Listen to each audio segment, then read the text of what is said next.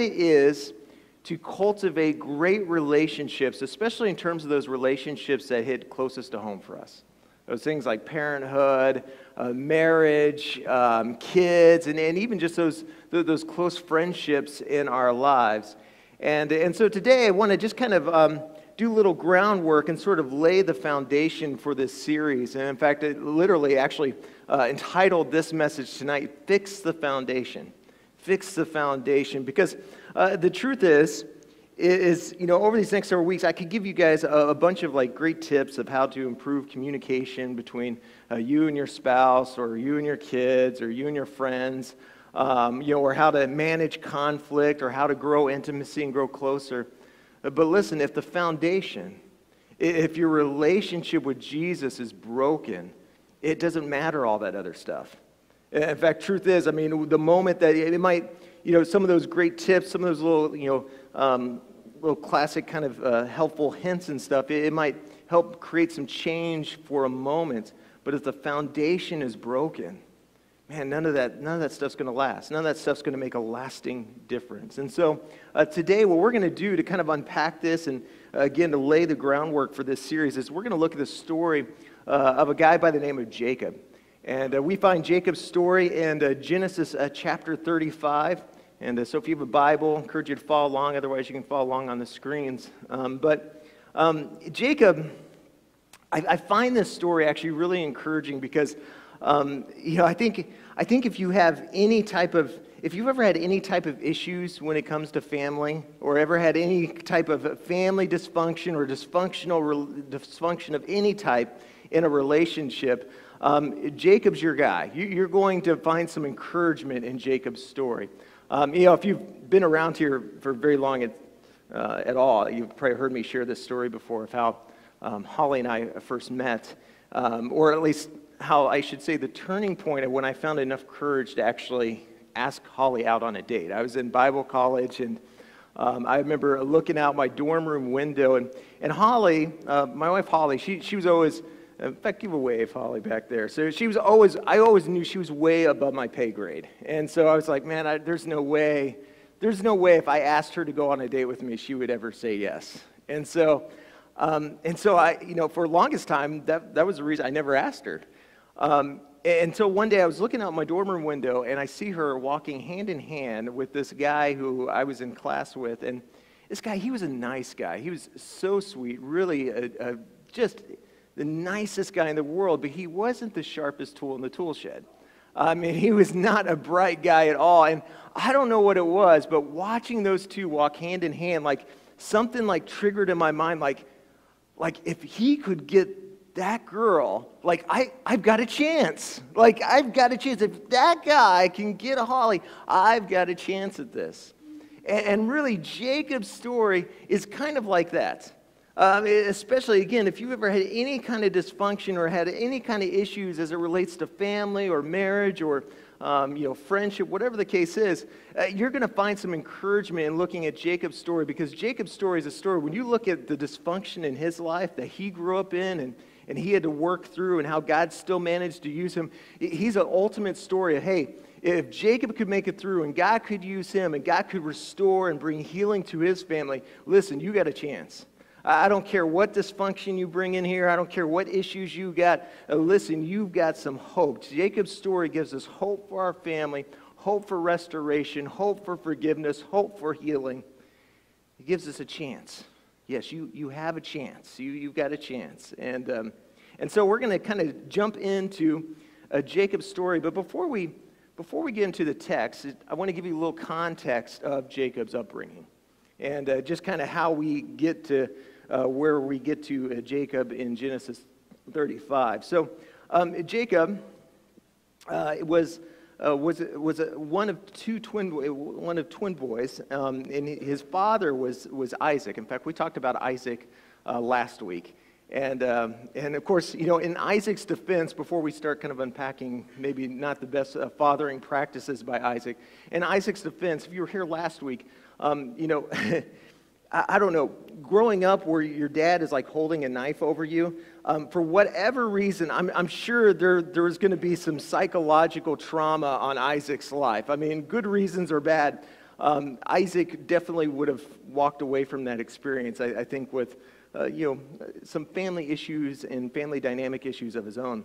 But Isaac is the father. He fathers these two twin boys, and these twin boys' names are Esau and Jacob. And Esau is the oldest. Esau comes out, just moments before Jacob. And so Esau comes out, and he comes out with just like a full-on beard. I mean, he's a born lumberjack. In fact, he had so much hair. I mean, this is like Chewbacca coming out of the womb, that they call him, literally, that's what Esau means, hairy. He was hairy, which, props to Isaac for creativity in naming his boy. Yeah, needless to say, Isaac will not be writing a book of child names, as suggestions. But he names Esau hairy. But as Esau's coming out, he notices this hand that's gripping the heel of Esau, and literally pretty much just right on his heel. So as they're pulling, Esau out of the womb, there's Jacob right there grabbing the heel, and comes out, and you can just imagine just the gears turning in Isaac's head, like, what am I going to name this boy? And so he names him Isaac, which means heel grabber. Again, super creative, right? Oh, Jacob. Yes, sorry. No, thank you. Yeah.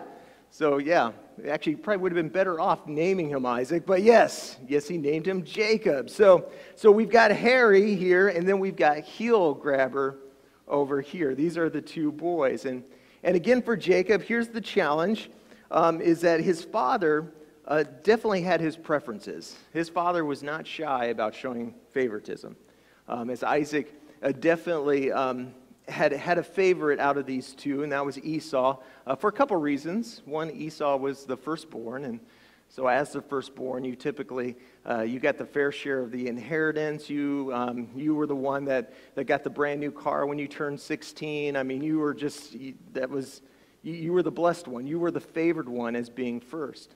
But even more than that, though, Esau he just had this obsession, or it said, Isaac had this obsession with Esau and just his son.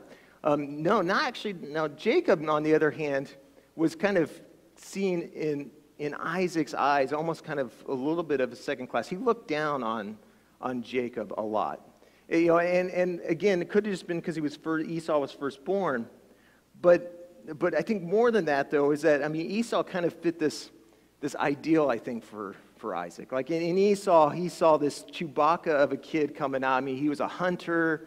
He was sort of the quote-unquote man's man. He was Cabela through and through. He would drink elk urine at dinner. He was Isaac's kind of dream kid. Like if he could form the ultimate boy to man story, this was Esau. Now, Jacob, on the other hand, Jacob was more of a mama's boy. Jacob was the kid who was surfing online at Nordstrom.com. He's going through his process, and he's checking out stuff. He's going on Pinterest and trying to pin the best soup recipes. And so this is, that's Jacob. And so they're growing up in this dynamic here. So Jacob's growing up with this dynamic of constantly being looked down on, but not just that, regularly being put down. Because again, remember his name. His name was Jacob, which didn't just mean heel grabber.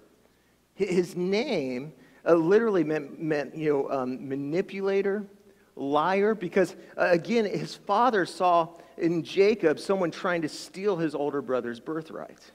So imagine every time the dinner table, they're called to come down for dinner and hang out, they would say, hey, Esau and Isaac and Jacob. Esau and Jacob. And every time they would say Jacob, basically it was just in there saying, hey, you loser. Hey, you failure. Hey, you second class of a son. You come here. You come hang out there every single day. Think about that. He was being reminded of how he wasn't as good as Esau. How he was not as great as Esau. He was not as skilled as Esau.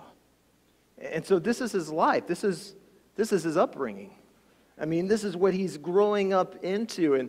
And listen, part of the reason I share that, because I think, I think most, especially if you're a parent in here, I think would agree, is that you ever realize that people will always rise or fall to the levels of your expectations of them?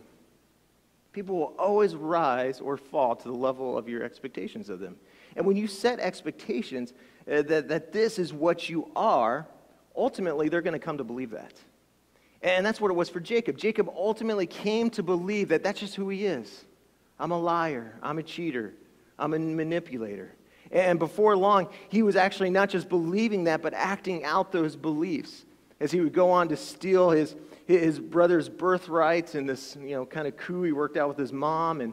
And then we just kind of, from there, he would just spend this sort of life on the run, going from one broken, dysfunctional relationship after the next. And in fact, it would be a short time after that, we'd see him kind of run into sort of the love of his life.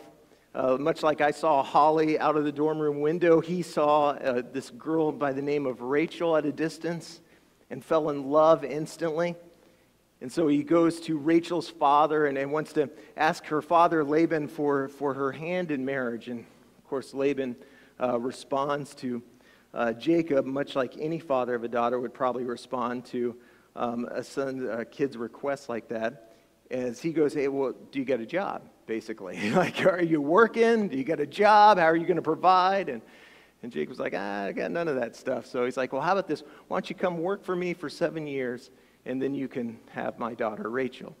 And so he works 7 years. He's doing a great job. It comes to wedding night, and, I don't know, it's almost like an episode of Jerry Springer, but like if the party was just going a little bit too wild and crazy. We don't know if, Jacob had a little too much to drink, but whatever the case was, Jacob woke up the next morning and he came to find himself married, not to Rachel, but to her older sister, Leah. Again, Jerry. I mean, this is like a total Jerry Springer episode right here. And in fact, actually, in a couple of weeks, we're actually going to revisit this part of the story. There's a lot of depth here. There's a lot of kind of wild, crazy, but some really cool truth found within that story. But anyway, he would go on to work another 7 years, and eventually he would get Rachel. So here he's got Rachel and he's got Leah, and the same favoritism. It's interesting. The same favoritism that was kind of tortured him so much of his life. He would go on to kind of show in reference to Rachel as opposed to Leah. And so as a result, it's just kind of one story over the next kind of span of 10 chapters. You literally just read of Jacob going from one dysfunctional, broken, wounded relationship after the next. And here's why I share all that to you. It's because here's the thing about what these broken relationships and kind of his story begins to really show us is that when you get down to it, is what is not healed is always handed down. If what is not healed in our lives, healed in our relationships, if we don't find healing for that stuff, it's always handed down. It's always passed down. What isn't healed is handed down. Listen, even the stuff you hate. How many times have you said in your life, man, I hate what maybe my father said about me, or I hate what my uncle, or I hate what this person did to me, or it's said about me. And yet, isn't it amazing how often we'll go on to do the exact same things with our kids? We'll say the same things. We'll treat them the same way. Because here's the thing. You don't break the cycle because you hate it. You break the cycle of handing it down because God heals it. Did you get that? When you look at, if you're in a situation where you find just dysfunction after dysfunction, issue after issue in your family or in your marriage or in your relationship, listen, you don't break the cycle because you hate it. You break the cycle of handing it down because God heals it. God heals it, which is what starts to bring us to this place of what it is to fix the foundation. See, this is where the turning point in Jacob's story really starts to happen. The turning point in his life, the turning point in his family, the turning point in his marriage and relationships. And we see it in Genesis chapter 35, verse 1. It says, "Then God said to Jacob, go up to Bethel." Now Bethel literally means house of God. This is where the presence of God. This was not a foreign place to Jacob. This was actually the place that years earlier God had first showed up and met Jacob in a powerful way. And he says, go to Bethel, and there's a couple of phrases here that I love. It says, and settle there, and build an altar there to God, who appeared to you when you were fleeing from your brother Esau. So again, those key phrases there, settle there, and build an altar there to God. See, this story, this wasn't just about Jacob running from someone, not just running from past relationship issues, issues with his dad, issues with his family. This was more than that. Jacob was also running after something.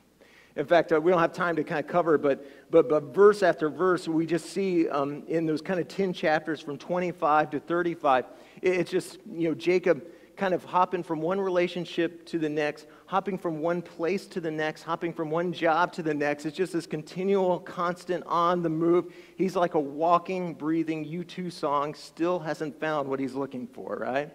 See, because for Jacob, his whole life, he was, it wasn't just running from someone, but he was looking for something as well. He was wanting to somehow, maybe if I get enough stuff, or I achieve enough success, or I do enough things, that maybe, just maybe, my father will see me differently. Maybe, just maybe, I could go back home and my dad wouldn't see me as a second-class son. My dad wouldn't see me as simply a liar or a cheater, but he'd see someone successful, someone who's made it, someone who's arrived, someone who's done something. And so Jacob, he lives his whole life not just running from someone, but running for something, constantly trying to chase a fulfillment and a satisfaction in stuff and things and achievement and success. In fact, that's why I love that term where it says, where God invites him to Bethel and says, settle there. Because all of Jacob's life had been living in tents. And tents back then, you got to understand, that was like the equivalent of like our modern RV. Now we don't know how big his tent was, if it was a 15-footer, 20-footer, if it had a pull-out. We don't know that. But we do know this was a guy who was constantly on the move. And every place he went, every new relationship, every new achievement still was leaving this emptiness and this void in his life. Interesting thing about tents is that tents were back then, they were always made of skin, and that was symbolic of actually humanity. In Hebrew culture, symbolic of humanity. It represents our flesh, our humanity, our human condition. And so here's God calling him. Sit there and say, hey, listen, Jacob, you want to experience some change in your family? You want to start to experience some change in your life? You want to start to find some real fulfillment, some real satisfaction? It's time to sell the tents. It's time to retire the tents. It's time to settle here in my presence. It's time to settle here in a relationship with me. And then he calls him to do something else. He calls him to go on to rebuild the altar. Now, what's the altar? The altar is the place of a restored relationship with God. The altar was the place, Old Testament knew that was the place where a relationship was restored. A relationship with God was made right again. And so in calling him to this, he said, listen, Jacob, you got to understand the fulfillment, the healing, the restoration you're desiring. It doesn't come from buying tents. It comes from building altars. And this is a key, especially if, like Jacob, you'd sit there and look at your situation with a family or a marriage or any kind of relationship, and you see issues and you see dysfunction. Listen, you got to understand, if you want to break that cycle, if you want to see something different, the dysfunction in your family can only end at the altar. It can only end when you actually take the time to fix the foundation. You step into a restored, a renewed, a right relationship with God. That's what's going on here. Listen, and this is the turning point. This is where it all begins to change for him. This restored relationship with God, this restored relationship with Jesus. Not just chasing after the approval of others, but instead seeking to finding his true identity in the approval and acceptance of our God. See, this is where things start to begin to change for him and his life and his family. And we see this in verse 9. It says, after Jacob returned from Padan Aram, God appeared to him again and blessed him. And God said to him, your name is Jacob, but you will no longer be Jacob. Your name will be Israel. So he named him Israel. See, only in the acceptance and the approval of our God is it that he found his true identity. And an identity not defined by others, not defined by his dad, not defined by his past, not defined by his failures, not defined by his mistakes, but defined by our God and his grace and his love and his mercy for you and for me. And it's there he started to find healing. It's there he started to find restoration. It's there he started to see his family and see his life totally different. And here's why this matters. And you start to move to kind of practical terms here, is because so often when we look at the issues and the dysfunction when it comes to our families or it comes to our relationships, it's so easy to just sit there and say, God, you really need to work on my husband. Preacher, you need to get on my husband and tell them how he needs to cherish me more, he needs to honor me more. Or sit there and think, my spouse really needs Jesus. They really need Jesus. Or my kids, they're crazy. Preacher, can't you talk about, how you need to submit and honor your mother and father more? God, you really need to do a work on my family. But here's what this story reminds us is that, listen, when God works, or I should say this, put it this way, the work God wants to do in your family, you got to understand it always begins in you. The work God wants to do in your family, it always begins in you. It started in Jacob. It started with him fixing the foundation, restoring this relationship with Jesus, encountering God's grace, encountering God's acceptance, encountering God's love for him. Listen, the work God wants to do in your family, it always begins in you. Jacob, yeah, your family's a mess. I want to rebuild this, but it starts with the right foundation.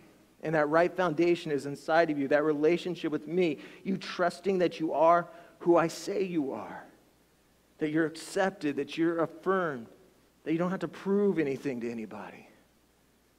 And getting the right tent and the bigger house, that's never really going to fulfill or change much of anything until you allow me to do something inside of you. You're always going to be searching for something that's not there. It starts inside of you. And listen, I want to challenge some of you tonight is that, listen, if your marriage isn't where you want it to be, if your kids are maybe acting the way you desire them to act, if your family isn't where you want to be, listen, it's time to start by allowing God to fix the foundation in your life, in your heart. You got to build the altar. You got to surrender your life. You got to allow God to do a work inside of you first. And then out of that, it's amazing how God, much like Jacob's story, begins to transform everything around his life. Begins to transform his family, begins to transform his relationships.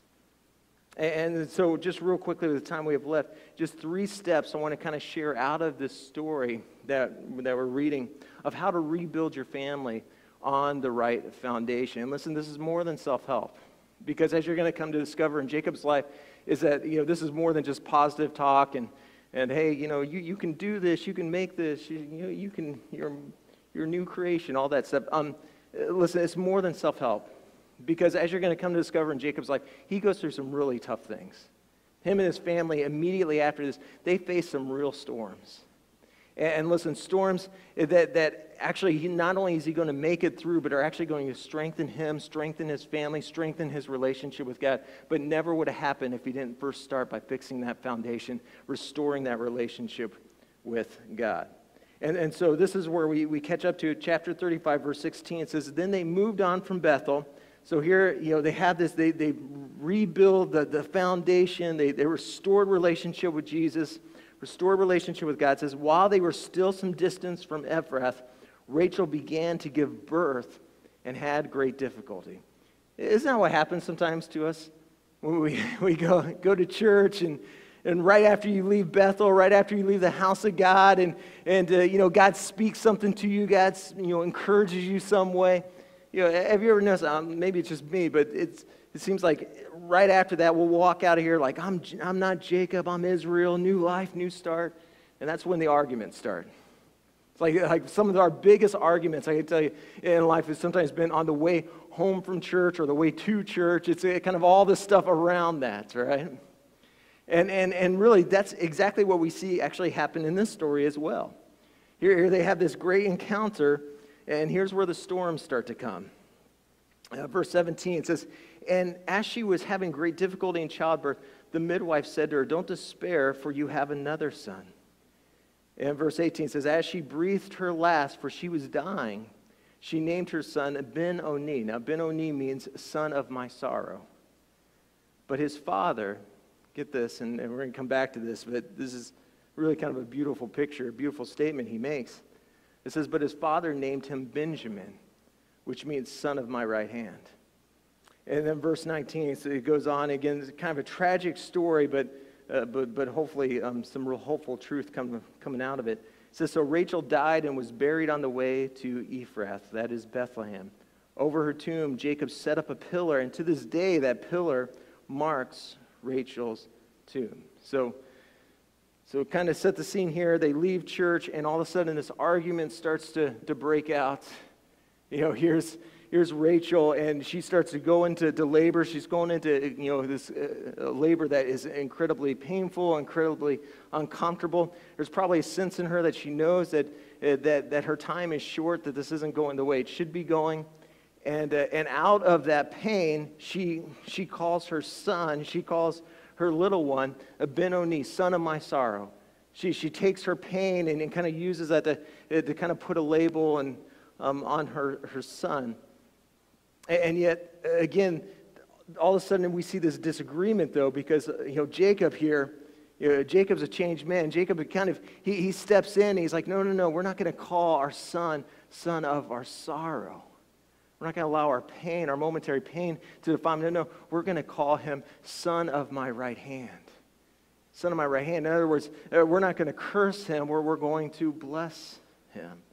And we see this kind of, again, it's sort of this middle of the argument, this middle of this disagreement, and and it's interesting how Jacob kind of responds to this, because I don't know, like Holly and I,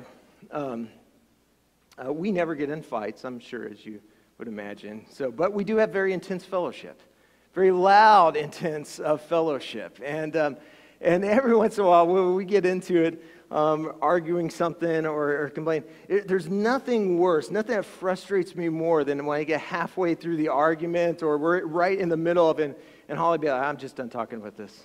I'm done dealing with this. We'll deal with it later on. It's like, it frustrates me because I want to fix it, or I want to resolve it, or I want to deal with it. And in a way, it's a little bit what we see going on here. Yes, certainly, Jacob would go on to build this memorial, build this monument out of his grief and out of his love for Rachel. But I sometimes kind of wonder if there wasn't a little part of him too that maybe was a little frustrated that this argument was left unresolved. This disagreement was kind of cut off right in the middle, like she's like, we're going to name our kid son of my sorrow. And he's like, no, let's talk about this. Let's call him something else. And then she just sort of drops the mic and checks out, like the end of the argument, the end of the disagreement. And here's why I share that is because, and also might I add too, is that you can only do this with, again, that first step. When you have the foundation, you have that relationship with God restored. Because I don't think you can do this in the natural. But you got to be able to honor someone who disagrees with you. See, if the story reminds us of anything, you got to be able to honor someone who disagrees with you. He builds a monument right in the middle of this disagreement. Right in the middle of this disagreement. He could have gone all passive aggressive, hopped on Facebook and like, hey, don't you hate it? Not like naming any names, but when so-and-so, like a spouse just in the middle just checks out right in the middle of trying to name your kid. I mean, he could have gone passive-aggressive like that, but he doesn't. Again, he builds this memorial. He builds this altar to honor her, to respect her, to value her, to show how much he loved her and cared for her. And listen, I share that with you because I think honor is one of those values that, especially in today's time and today's culture, is such a lost value. I was blessed. I grew up with parents that really placed a high emphasis on the value of honor. I remember my dad, especially, really instilled in me, having great honor when it comes to our servicemen and women serving overseas. I remember every time there was a Memorial Day parade or Veterans Day parade, we were there. And my dad who always really emphasize the importance of showing honor in that regard. When it came to my mom, my dad always showed incredible honor to my mom, not just encouraging us to honor our mom, but in how he has always treated my mom, and how he always, has always showed honor to her, even when they've disagreed. Of course, my parents, you guys never disagree, right? You never. But you got to be able to honor, and it's this value of honoring, especially when someone disagrees with you. And again, I feel like it's a lost art, it's a lost value, especially when we live in a culture that I think just is so on the other end of the spectrum. Like, we live in a world that's just all about dishonor, right? It's like we especially if there's a disagreement, we feel like sarcasm is a spiritual gift. It's just a spirit of meanness in our culture, right? And it just feel like it's just sort of this unprecedented levels. And yet I love this story because it's just this reminder of, like, especially when you have a disagreement or you don't see eye to eye, can you show honor to that person? And honor, when we say that, it just means ascribing value, ascribing a little bit of weight, a little bit of importance. You're seeing their value beyond just the argument, beyond just the difference.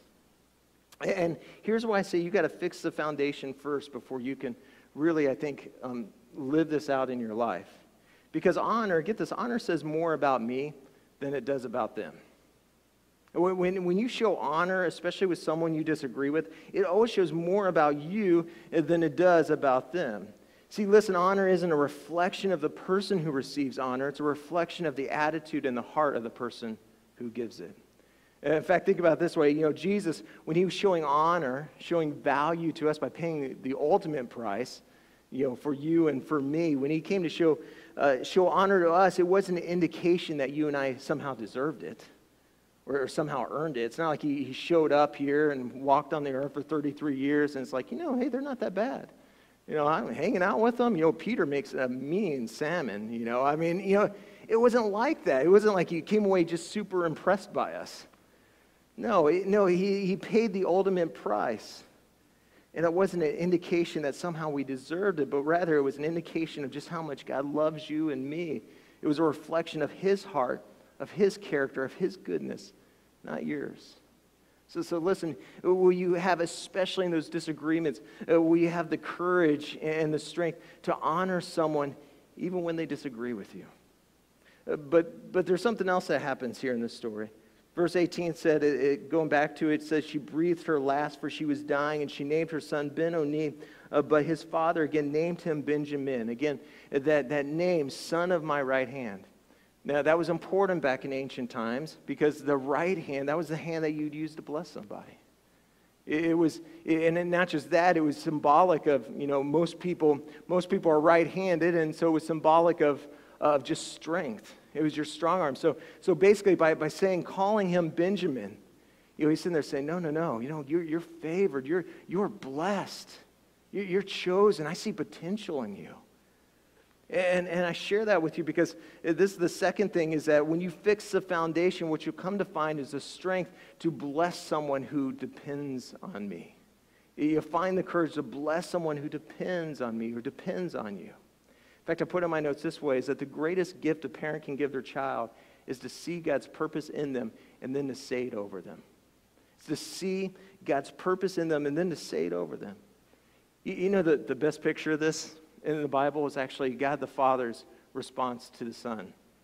Before, Jesus, in fact, we see his response, we see the promise, the potential, the words, the blessings spoken over Jesus. In fact, 2 times in Scripture, one right before he gets baptized, before he's ever preached a sermon, before he's ever done anything, and then at the transfiguration when he's lifted up into heaven. And the words are actually almost identical. It says that this is my Son who I'm well pleased, who I love. And I love that. See, God the Father, he understood the power of a blessing. He understood the power of our words. He knew that even Jesus, get this, needed to hear some of these things.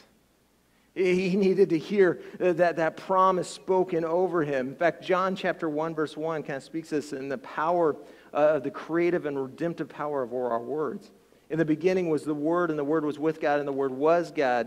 John 1:14 says, the Word became flesh and made his dwelling among us. We've seen his glory, the glory of the one and only Son who came from the Father, full of grace and truth. So you get this, the Son that we see is the same as the Word that was spoken. See, what I see now was already spoken then. I'm seeing now what God said then. And can I just tell you that's a reality in your family too? That the sons and the daughters, that people we're going to see in 5, 10, 20 years, they're a product of the words you're speaking over them now. And not just parents, grandparents too. They're a product of the words you're speaking over. When it comes to your family, your words always become flesh. They always become flesh. The words we say over our families always become flesh. You know, think about this. Have you ever looked at the people living in your house and had that kind of momentary thought of like, where did they come from? Like you ever like every once in a while, like Austin will be like decked out, acting like an alien or cheering for the Giants, and like, where did you come from? Like, what's going on here? Listen, they come from our words. They come from our words. Listen, your words and your willingness to bless or to curse with your words, man, it's what shapes our kids. It's what shapes the next generation. It's what shapes the relationships in your life. Because listen, transformation always begins with declaration. Transformation always begins with declaration. And notice, it's declaration, not denigration. How many know you can't complain someone into changing?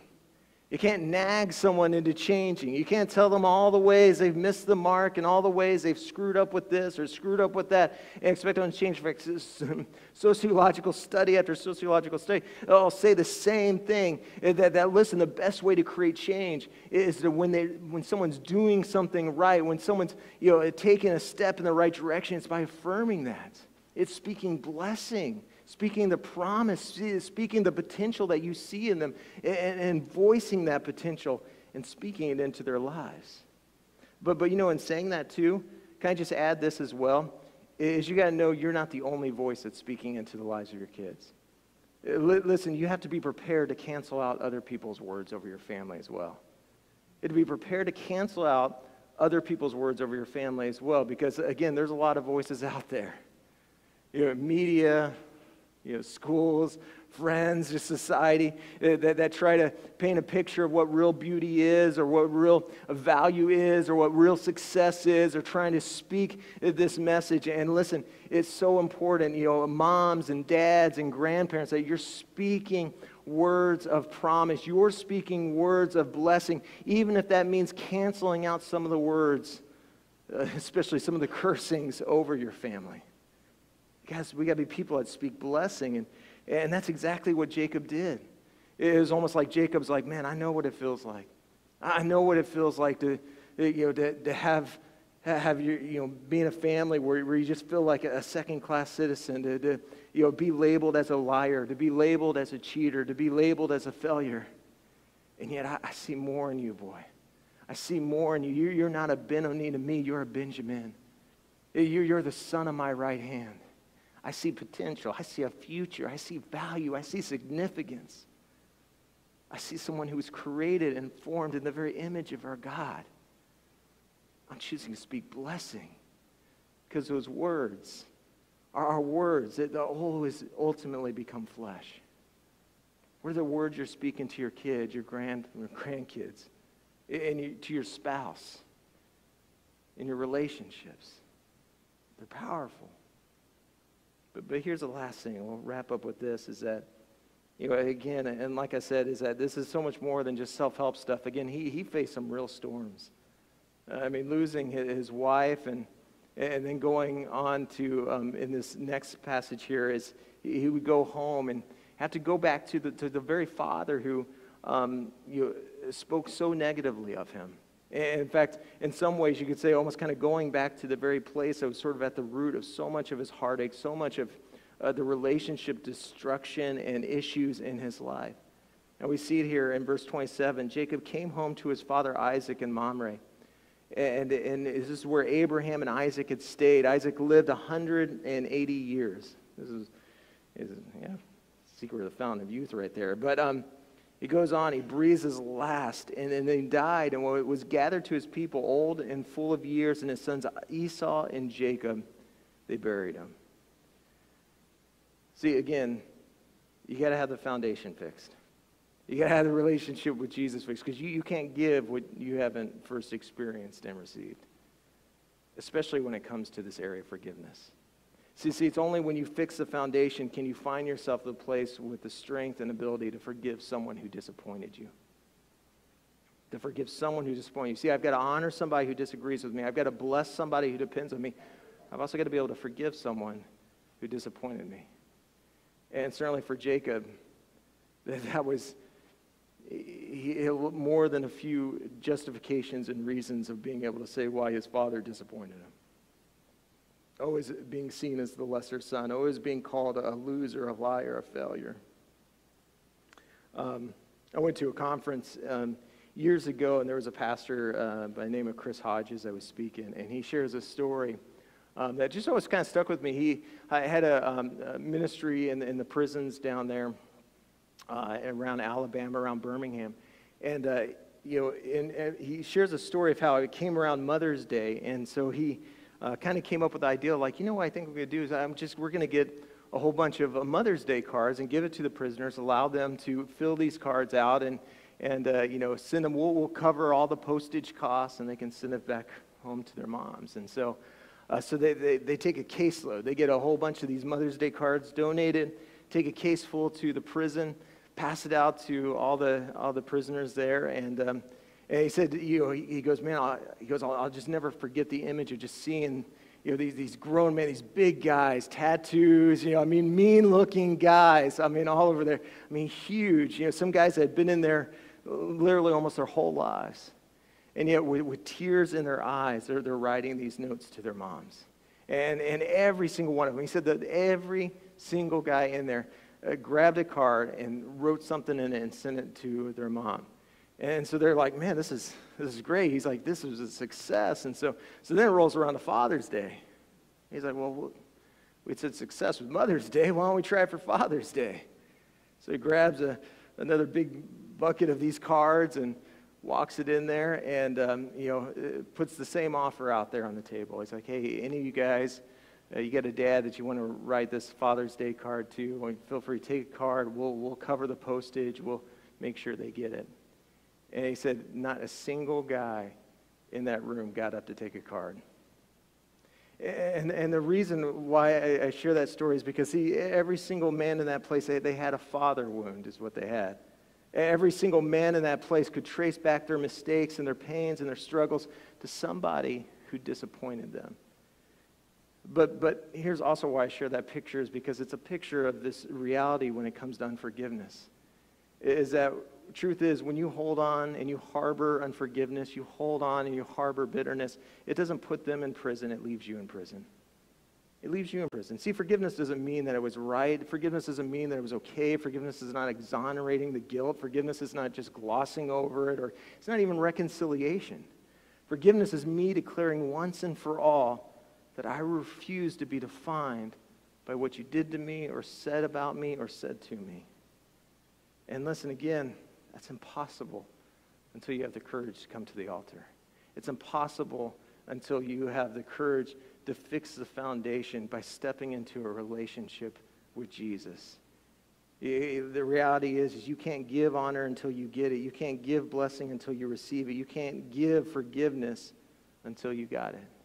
I'm going to have the worship team come up, and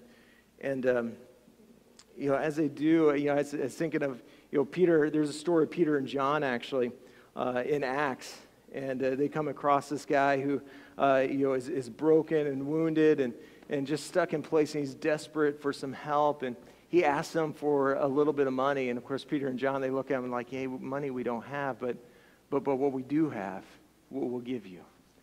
And it's this great reminder that listen, you can't give something that you don't got. And for some of you, if you look at your family, maybe you look at your marriage, maybe you look at your relationship, I'm telling you, the tendency and the temptation is to always sit there and look, God fixed them or God changed them. But listen, if you have the courage to start with yourself, allow God to do a work in your life. It's amazing how he's going to start to bring about transformation, not just in your life, but in the life of your family, the life of those around you. You start to find the courage, the ability to show honor even when others disagree with you, to bless those who so desperately need to hear those words of affirmation from you. to be able to forgive those who maybe have disappointed you. So with every eye closed, I want to pray for you, and I want to pray